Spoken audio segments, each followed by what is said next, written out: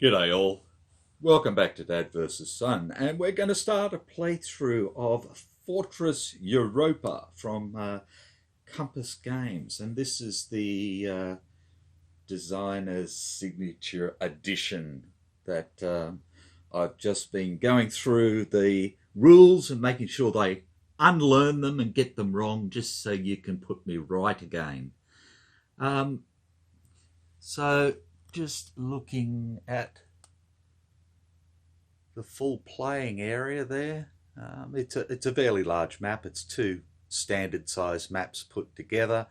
I've put all the German forces out, including the hidden units and so forth, after I basically set up the invasion. Okay, down in this area down here, I've got the setup sheets, the arrival schedules for everybody, the replacement schedules for both sides, and that sort of thing, and the charts and so forth. So for the weather and combat and river crossings and so forth, and the air and that. And we're going to be invading up here. Yay!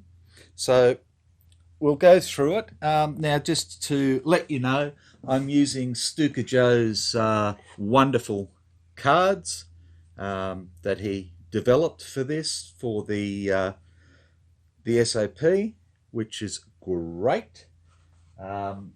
It'll make it a lot easier to get the sequence of play right for me, hopefully. In addition, when I was doing the setup, I downloaded from BGG Lars Silver's bit of help for solitaire rules for setting up the hidden units. So this is where we are at the moment. So I'll just leave that there so you can have a bit of a look, and we'll start going through the sequence of play. Yay!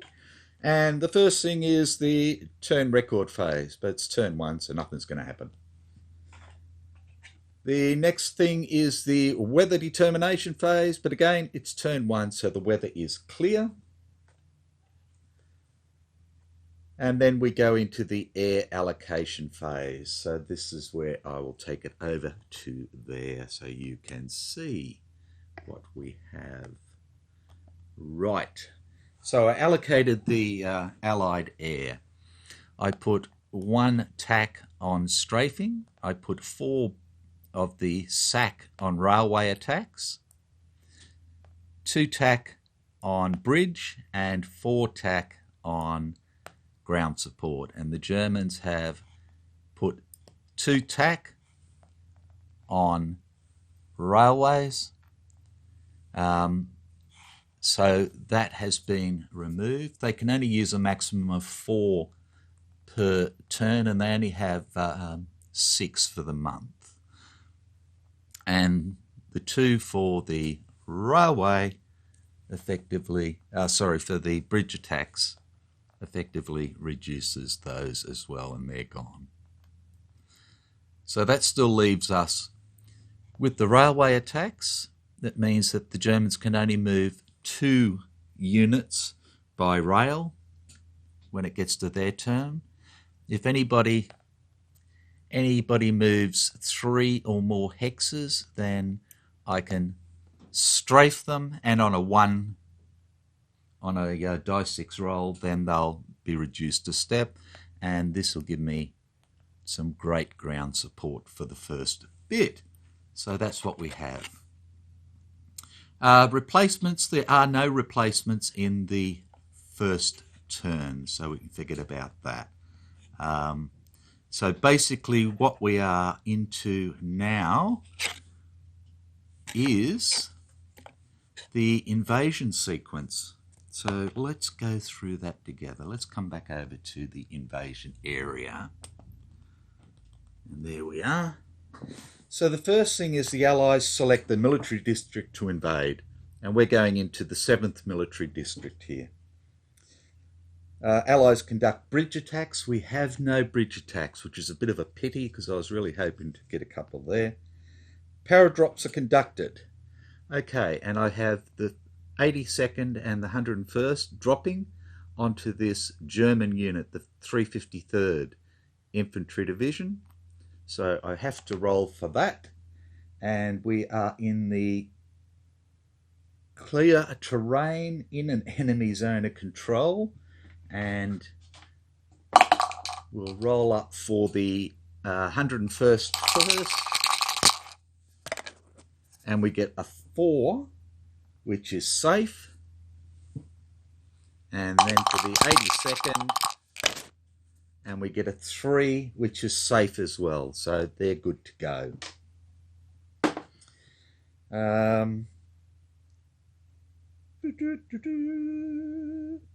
Now, with those,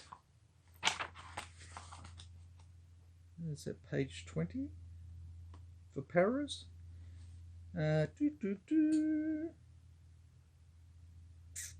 Paras must be dropped during the first impulse, yeah, blah, blah, blah. They must attack all adjacent units, blah, blah, blah. Can drop on enemy units but must fight those units. In this case, they do not and cannot fight any units adjacent. They can combine and attack.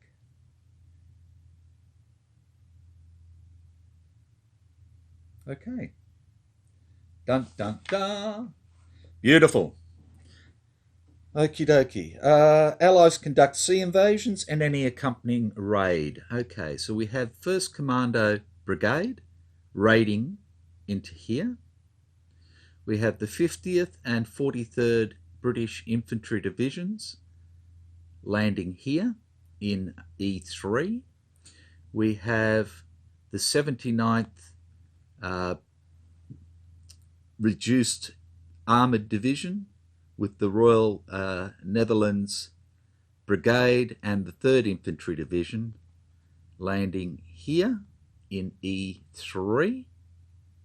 And then we have the 1st Infantry Division, the big red one, landing here in G5, along with the 2nd and the 4th landing in I6, surrounding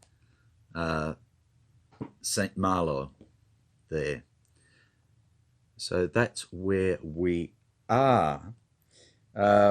We place our naval units, and I've placed both the British here and both the Americans here to give support to their respective troops. We allocate our ground support, and ground support can only be used in phase 1 anyway. So with this one here, we're going to be 6, 12, 14. He's there for 4 times 2 because he's in rough, so he's there for 8. So we have 14 there.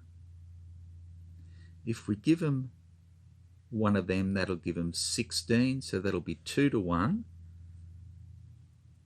So if we make it 3 to 1 there, and over here we have 4, 6, 12.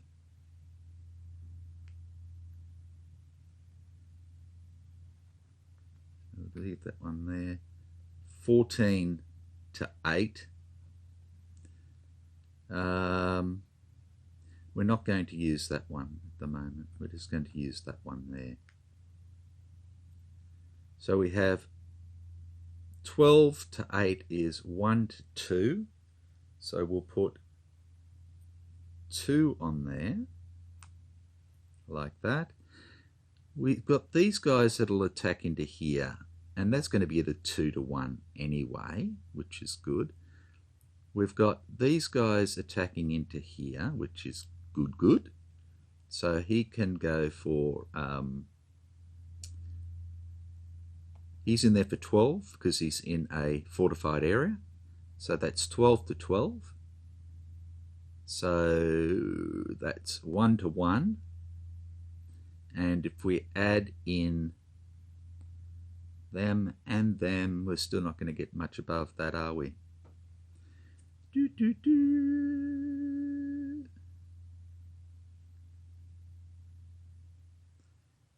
1 to 1. Let's go 2 to 1 into there. And this one here we can go, that's 2 to 1, 3 to 1, 6, 2 to 1, 3 to 1, and we can save those as well, sort of thing, is what I'm thinking. So we've done that. The hidden units, like I said, I'd already done them after setting them out. So that just saved that step for this. Resolve all battles. Resolve first where paratroops landed on enemy units. So we do this one first. Okay. So I'll just pause it there. I'll set it out and get the odds ready to go. Rightio, so back again. So these are our 4 battles and the odds for each one. So we have to do the paratroops first. So we have the 2 paratroops and the 1st infantry division against this German infantry division at 3 to 1 odds. Okie dokie. Let's just pull this back a bit. Okie dokie. And we get a 3. At 3 to 1 odds is an exchange. So both sides take 1 step loss of their choice. So we'll take 1 on the 101st. And he will take 1 there. The attacker retreats all surviving defending units 2 hexes. Okay, so because these guys only have a zone of control in their hex, this guy can retreat away. And he can retreat 2 hexes, so he will go, whoops, he will jump around. He will go 1, and he will go 2 to F7 there. Right. Okay, so the next one we might do is into St. Malo. Malo? Yeah, say Malo. Now that's a 2 to 1 with the 2nd and 4th infantry divisions and 1 air support. This is a little bit more dangerous. A 4 for 2 to 1, again, is an exchange. Now, this is a single step unit, so it is eliminated, and we'll take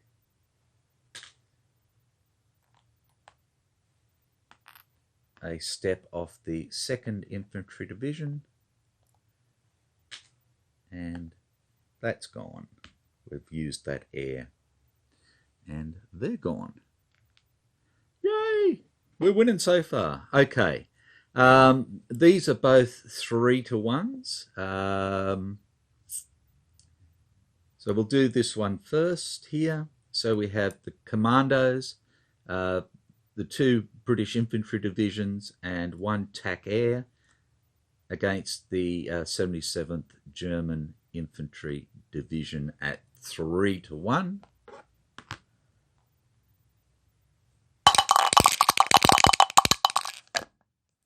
Or for a 6 is defender eliminated. I like that. Okay, so he is gone. We can get rid of that air. We can get rid of that, and that, and that, and those. which leaves us the last one here. Again,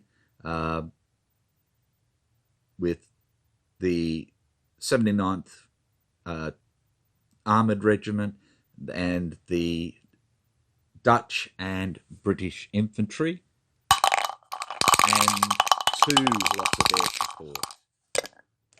And we have a 4 at 3-1, which is a DR, Defender Retreats.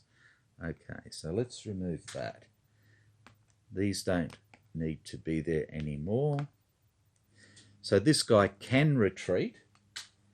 He can retreat back through here, because remember, these guys only have the zone of control in here. So he can retreat here or here to start with, and he has to go back 2 hexes.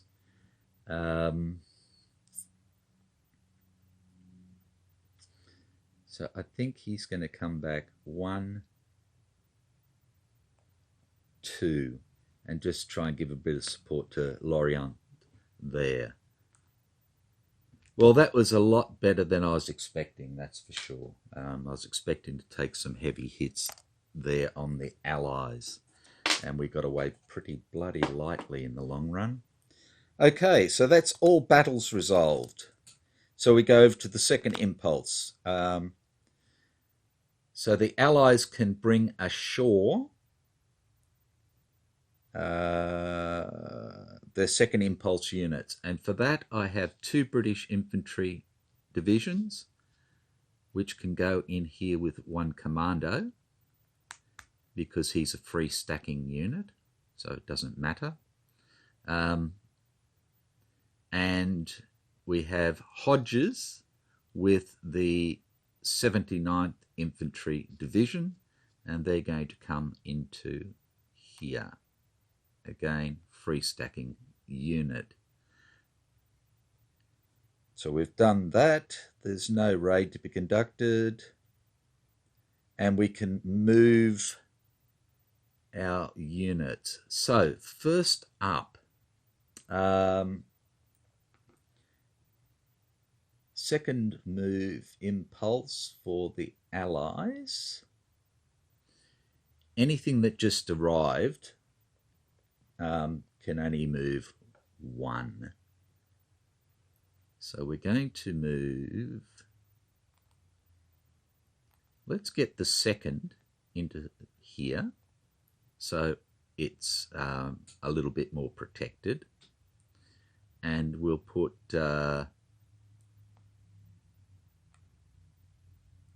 Hodges in there with him, like that.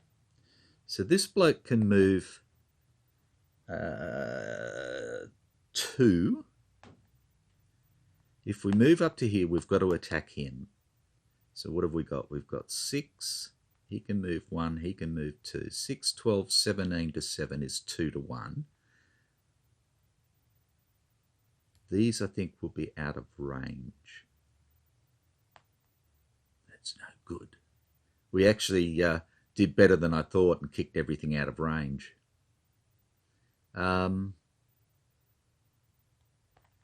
Maybe we don't want to move him there.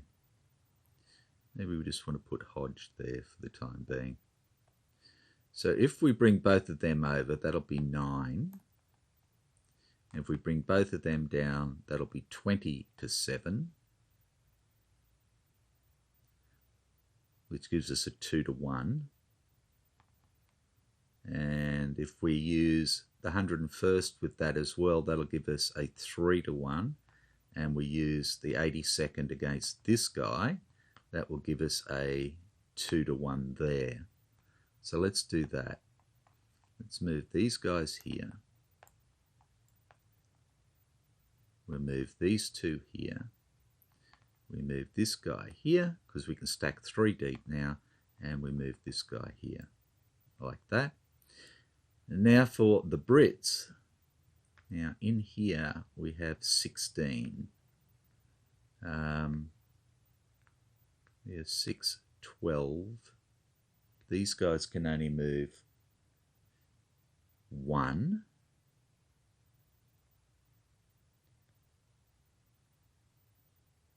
These guys can move 2. So they could go 1, 2 and help in here. It's still only going to be a 1-to-1 though, and so I don't really want to do that at the moment. So what I'm going to do is I'm going to move these two to here into the heavy, and these two are going to move into the, sorry, can't do that, only one can go in there. So he's going to go into there, he's going to stay there, he's going to go into there, and these guys will go 1, 2 to there, like that. I think that's about it. Okay, so we bring our mulberry on now, and we'll put it here.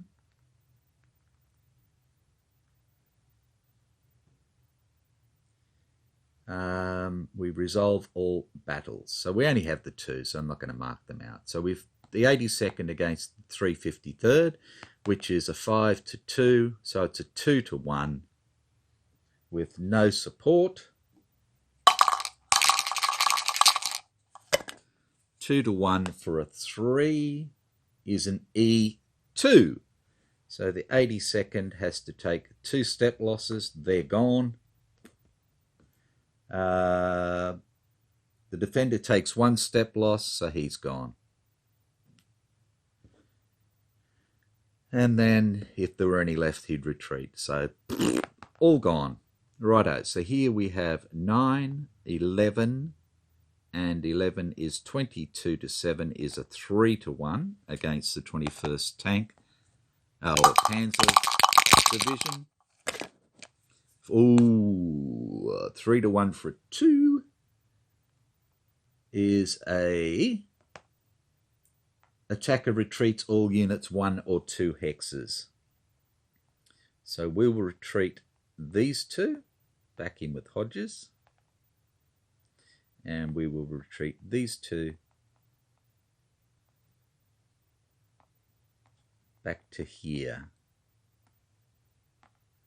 like that. Done! Allies place the French partisan unit, and on the first turn we don't have to actually worry about rolling for this. So all I'm going to do is I'm going to put it right here to block off the rail line through here and up into this area. So they can still bring things up this way to Cherbourg, but that's about it. And then Allies set supply capacity, and we have 3, and 12 is 15. So let's have a look at that. Now supply capacity is 15, but then we have to reduce that for the amount of units that we have there being supplied. So we have 3, 6, 9, 10, 11, 12, 13, 14, 15, and our supply capacity goes down to 0. We have no more units that we can bring into supply at the moment. So there we go. And that is the end of the Allies' invasion turn, as far as I can see, and I think all we need to do is set up ready for the Germans' turn. So what I might do is post this. You can let me know where I've gone wrong, and that way I can hopefully fix anything before we go any further. Okay, so thanks very much. Take care, and I'll catch you later. Bye for now.